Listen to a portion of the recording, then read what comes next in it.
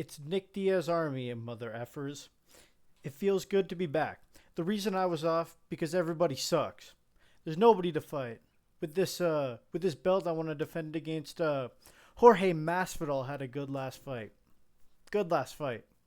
All respects to the man, but there ain't no gangsters in this game anymore. There ain't nobody who done it right but me and him. So I know my man's a gangster, but he ain't no West Coast gangster. You know what I'm saying? Now, this is a quote by the greatest 21st century philosopher, Nathan Diaz, who at the time of this had a 21-11 record and sparked off one of the biggest events of all time in MSG, the BMF title fight between Nate Diaz and George Masvidal. Today, I kind of feel like the BMF title, it's sort of lost what it originally was. Now, it's held by Charles Oliveira. It was last contested between Charles Oliveira and Max Holloway, two high-level fighters in title contention. BMF holders have even fought for the title, when originally it was just two BMFs going at it, 21-11 Nate Diaz, and what is Masvidal's record, like 35-16 or something? Two guys who are not really exactly at the top of the division, but who are absolutely awesome. So in today's video, we're going to go through 10 of the most underrated BMFs, people who were in the original spirit of the BMF title, not really today's sort of modern understanding of it. And first off, we have Chito Vera, 23-12. I mean, not the perfect record by any means, but he has fought some great competition like Davey Grant twice, Brad Pickett, Douglas Silva de Andrade, Song Yadong, Sean O'Malley twice, Jose Aldo, Frankie Edgar, Dominic Cruz, Rob Font, Corey Sandhagen, Davison Figueiredo. Some crazy knockouts. I mean, he's been in some absolute, not wars, but he's been beat up quite a bit and then fluked a knockout a couple times, especially against Frankie Edgar and Dominic Cruz. And he did fight for a title, but this is a guy, a BMF, he'll fight anyone. He's got a crazy record. He's been in the UFC for a while. A lot of these guys, actually, they have been in the UFC for a while, tenured guys, except maybe one of them. Probably should have looked into that a little bit more. Anyways, so he kind of encapsulates sort of the idea of what I'm going for here. And next up, we have a guy who doesn't have a UFC fighter page, Charles Johnson. So we're going to be on Google with this one. Charles Johnson, he's fought just about everyone. He fought Brandon Royval on the regional scene. He fought Mohamed Mokaev in his UFC debut. Fought Jimmy the Brick Flick, Ode Osborne, Cody Durden, Joshua Van, Ramazan the Roid Monster Temerov, Loner Kavanagh. Just really fought everyone. I mean, he knocked out Loner Kavanagh. He knocked out Joshua Van, who is now the champion. I mean, he just recently bounced back from a loss. I'm not making that up, right? He got finished, and then he bounced back. Yeah. It's another guy. Fought a lot of people, fought some future champions, fought some up-and-comers, even back to his regional scene. He's been at it for a while, and I think that Charles Johnson is kind of undisputedly a BMF. Next up, we have the one guy who you might not think is a BMF, but we have Cody Brundage. Cody, anytime, any place, any notice, Brundage. This guy takes lots of short notice fights. He's always game. He's always looking to compete. I mean, he's just he's fought the GOAT, Nicholas Maximov, he beat him. So really solid career for Cody Brundage, still in the UFC, just beat Andre Petroski, obviously notably lost to Bo Nickel, but Cody Brundage is a BMF. Next up, we have a guy who's been fighting since 2007, Douglas Silva de Andrade. I mean, this guy's 29-71 on a 22-fight win streak before the UFC. He's now 7-7. He's fought the likes of Rob Font, Chito Vera, Peter Yan, Henan Barao, Lerone Murphy. I mean, this guy's been around forever. As I said, made his pro debut in 2007. Been fighting for 19 years. And I think he's coming off a loss to Reyes. I don't believe you're retired. Yeah, still active. I mean, I know it says it on the UFC website, but they don't even have a Charles Johnson page. So what are we talking about here? Can't trust that at all. Yeah, just another, I think a really underrated one, really flies under the radar. I think he's about 40 now, but, this is a guy who, I mean, some people might not have even heard of. Next up, I think we have, of all the people on this list, the most undisputed member, we have King Green. King Green. 36-17. Riding a 4-fight win streak. Most recently just beat Terrence McKinney by comeback knockout. He's 3 finishes in a row. He had the split decision with the Canadian dude, Lance Gibson Jr. Beat Terrence McKinney. Had 2 other. He submitted. Oh yeah, Jeremy Stevens, and then had a knockout of someone else. I'm forgetting. Anyways, he's got a badass fight style, talking shit the whole time, hands down. Super active, all fighting a couple times a year. He's already fought 2 or 3 times this year, and he's 39 years old. He's still being active. He made his UFC debut in 2008 and has been in the UFC since 2013. He's fought the likes of James Krause, Josh Thompson, Edson Barbosa, Dustin Poirier, Jakar Close, Thiago Moises, Rafael Fiziev, Al Iaquinta, Islam Magachev, Drew Dober, Tony Ferguson, Jalen Turner, Paddy the Baddy, and Mauricio Huffy, who obviously those 2 beat him. Actually, those last 3 all beat him. He beat Tony Ferguson.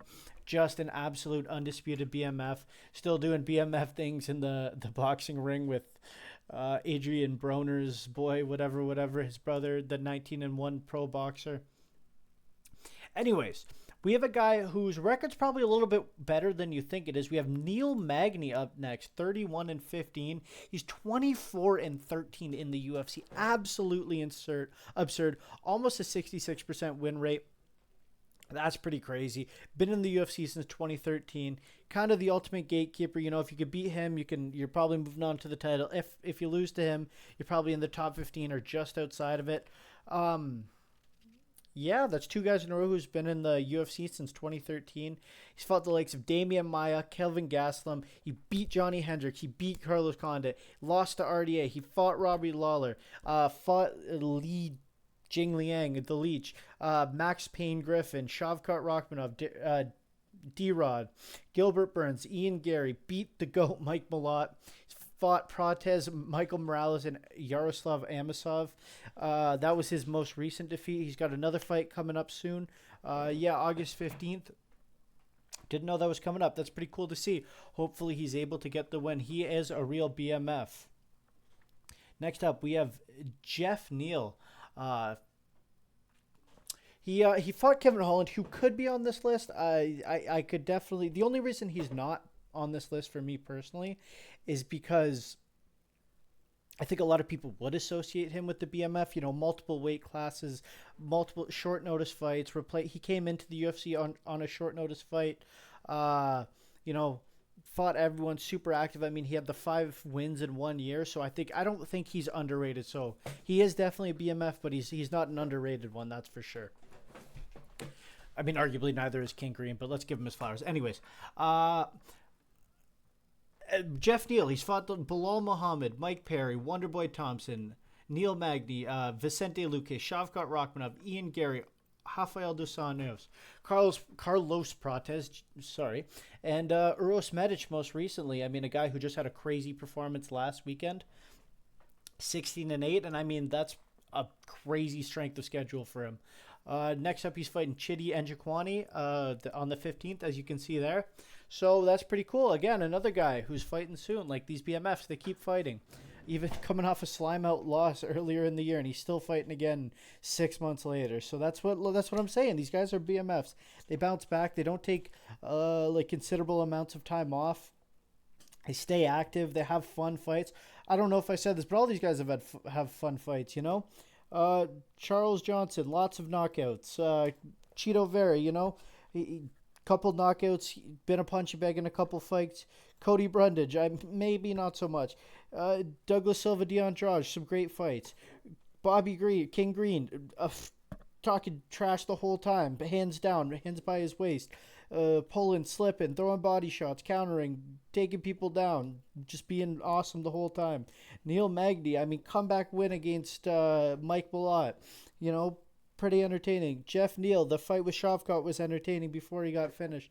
Like, these guys are all entertaining. And another entertaining fighter, Michael Johnson, 10 knockouts, 25-20. Oh my goodness. They call it the Brazilian 10. Well, it's the Michael Johnson 20. Wow. Michael lost to CM Punk but beat Ilya Topuria Johnson. been in the UFC since 2010.